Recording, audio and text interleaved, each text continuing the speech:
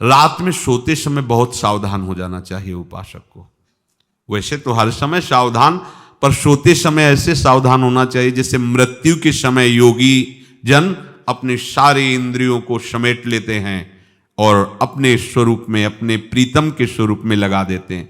तुम रोज शयन के समय ऐसा अनुभव करो, मैं नींद में जा रहा हूं या मृत्यु में जा रहा हूं, इसमें कोई फर्क नहीं पड़ता। पता नहीं आंख खुले कि ना खुले। कितने ऐसे हैं कि सोते ही रह गए। आप अब बेहोशी की हालत में जा रहे हैं, नींद में जा रहे हैं, तो एक समय रखो कि आप अपनी शैया पर इतने समय ही जाएंगे।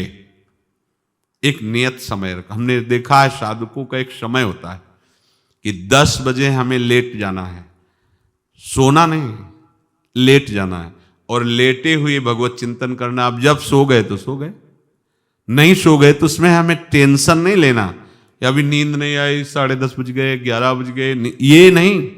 आंख मूंदी, मंत्राकार वृत्ति, तो बिना नींद की गोली के सो जाओगे। यह है ऐसा, भजन में मन लगाओ सो जाओगे। जिनको नींद ना आती हो उनके लिए सही दवा है, आप नींद का चिंतन न करके प्रभु का चिंतन करने लगो, देख लेना आप कब सो गए पता नहीं चले। और अगर सौभाग्य से नींद ना आई तो नींद में जो इंद्रियों को पुष्टता मिलती है वो होता है संसार का विस्मरण। नींद में खास बात क्या होती है कि संसार का चिंतन छूट जाता है, फिर वो मस्त हो जाता है। उसमें जो ऊर्जा शक्ति वो जागृत होती, संसार के चिंतन से ऊर्जा शक्ति नष्ट होती।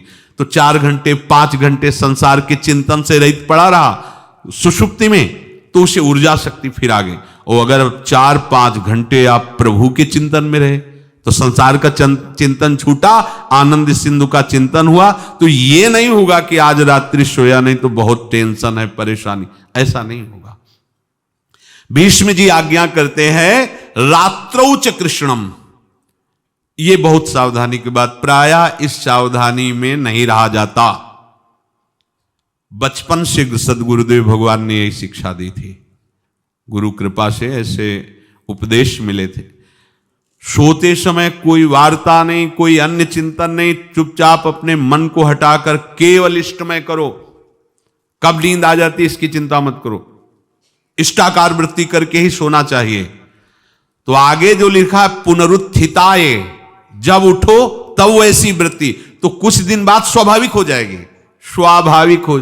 अपने तो इतना तक देखा है कि जैसे आधा पद में होश रहा और निद्रा आ गई, तो जब चेतना आई तो उसी पंक्ति से, जहां से होश गायब हुआ था उसी पंक्ति से जागरण प्रारंभ हुआ। ऐसा ही जब ऑपरेशन के समय बेहोश किया गया था तो उनसे कहा था हमें बता देना कुछ मिनट पे, तो उनका हाँ लगाने वाले इंजेक्शन और कुछ ही सेकंड में इसका असर हो, बस।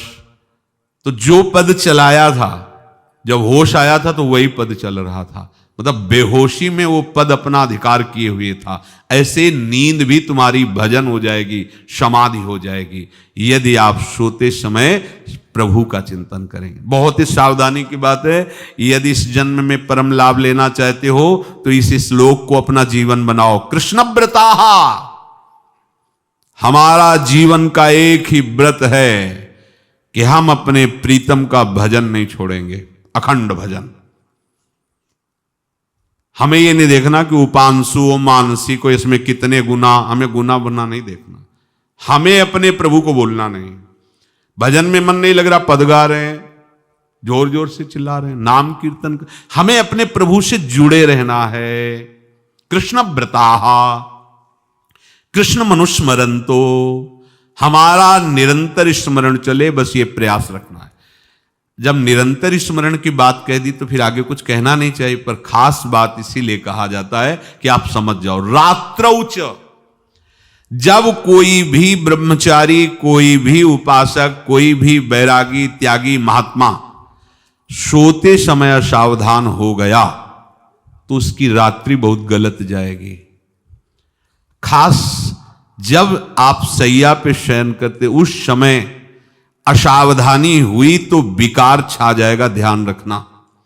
आपका चिंतन गलत हो जाएगा, आपकी चेष्टा गलत हो जाएगी, जागृत में ना सही तो स्वप्न में।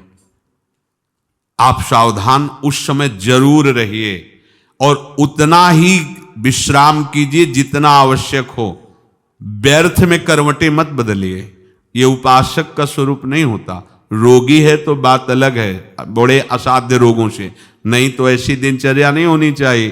कै बजे? 3:30, अभी आधा घंटा तो है, फिर कमर ओढ़ लिए, ये साधक का नहीं होता। उचित समय, जो मान लो 4 घंटा विश्राम का, तो अब ये नींद का विषय आओ या ना हो, हम तुम्हारे लिए पुष्प बिछा के नहीं बैठेंगे कि आ जाओ आ जाओ आ जाओ। नहीं आई तो अब ये नहीं गया, अब इतने समय नहीं आई थी, अब 4 बजे उठने के समय कैसे? नहीं, ये फेंका।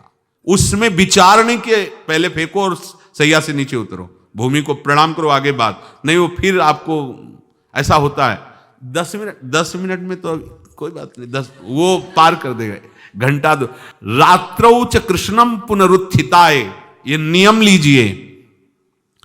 सोते समय आप बिल्कुल मृत्यु दशा की स्थिति लाइए, जैसे मरने वाला नहीं होता, सब जगह से मन हटाकर। और सच्ची है, पता नहीं आंख खुले कि ना खुले, ये बड़ा धोखे का जीवन है। ये ऐसे हजारों लोग सोए और सोते ही रह गए। हमको धोखे में नहीं रहना। सुबह जग जाएंगे तो फिर भजन करेंगे, लेकिन हम बिल्कुल तैयारी में। तो जब ये था कि किडनी कभी भी फेल हो सकती, तो हमें ज्ञान तो था नहीं ऐसा उस समय, तो हम रात्रि में जब शयन का सो, तो कपड़े कौन थे, कोई पैंट शर्ट थोड़ी थे, सब हटा चला, ऐसे रज लगाई, राधा वल्लभ जी को ऐसे बांधा, चरणामृत लिया, पूरी तैयारी में, क्योंकि पास कोई था नहीं। तो ये होता था कब मर जाए, कैसे हम बताएं कितना सुख, एकदम युगल चरणारविंद में तदाकार होते ऐसे। वो इसीलिए कहते हैं कि प्रतिकूलता और अव्यवस्था और दुख ये भगवत प्राप्ति का प्रधान साधन है। अव्यवस्था, प्रतिकूलता और दुख, ये अभ्यास उसी से। जब शाम के शयन करते तो पहले वृंदावन को प्रणाम करके और ऐसे भावना में प्रिया प्रिया कहते कि जैसे भी आपके हैं, अगर शरीर छूट जाता है रात्रि में तो आप धोखा ना करना, आप बुला लेना अपने। और कैसे बताओ उस समय कैसे भाव होते थे, कोई पास नहीं, कोई सुविधा नहीं, 1 रुपया नहीं, तो एकदम दैन्यता, एकदम कितना सुख मिलता, वो एकदम केवल भगवद आश्रित। तो रात्रौ च कृष्णम पुनरुत्थिताय, ये बहुत पकड़ने वाली बात है। रात्रि के समय कोई और चिंतन न बनने पावे। देखो अभ्यास, और उस समय खास करके विषय चिंतन बनता है, ध्यान रखना। दिन भर लड़ते रहोगे इंद्रियों से, और जब आप शयन के समय जाओगे तब वो अवसर ढूंढेंगे और आपको विषयों में फंसाने की चेष्टा करेंगे। कोई क्रिया या पूर्व में कोई क्रिया या कोई दृश्य या कोई बात, अगर कहीं मोबाइल से मित्रता है और बगल में रखा है तो भूल जाओ, रात्रौ च कृष्णम पुनरुत्थिताचे। जब तक नींद नहीं आती तब तक फिर वो ऐसी सामग्री डाल देगा कि वो बर्बाद हो जाओगे। साधक मान लो, हमारी प्रार्थना मान लो, हम मानते हैं कि आज के समय में यंत्र का बहुत बड़ा प्रभाव है। अब यंत्र का प्रभाव देख लीजिए, यही छाती पे मोबाइल होगा, यही धड़कन के साथ वो घंटी बजे और कुछ नहीं। ऐसा भगवान का खेल रचा है। और इसमें सबसे खतरनाक बात है कि आप जो चाहो देख सकते हो, जहां चाहो, जैसे विश्व की पूरी बात, पूरा विश्वात्मा है, ये विश्वात्मा स्वरूप है, सर्च करो देख। अब अगर साधक सावधान नहीं है तो समाज में तो ऐसे कट गया। अब एकांत में जब शयन के समय गया, उस समय मन आपको फंसाने की चेष्टा। प्रार्थना है, अगर आपके पास मोबाइल हो तो एक उसका समय रखो। अगर आपको ऐसा लगता है कि कोई परिस्थिति आ जाए, हम स्विच ऑफ किए हैं, तो एक और मोड कहते हैं, कोई फ्लाइट मोड दो, क्या मोड में लगा दो, सीधे मत रखो, मोड में लगा दूर रख दो। आप अपने चित्त को प्रभु में जोड़िए। रात्रि के समय मोबाइल का प्रयोग मत कीजिए। मान लीजिए रात्रौ च कृष्णम पुनरुत्थिताय, सुबह उठते ही आपको कुछ चिंतन नहीं करना। सबसे पहले उठते ही, यदि आपके अभ्यास में आ गया तो ऐसा ही होगा, नहीं तो आपको पहले सदगुरुदेव भगवान का प्रणाम नमस्कार और कुछ भक्तों का, और फिर नाम जप, भले 5 मिनट ही करो, अपने आराध्य देव का सुमिरन, फिर अपनी दिनचर्या करो।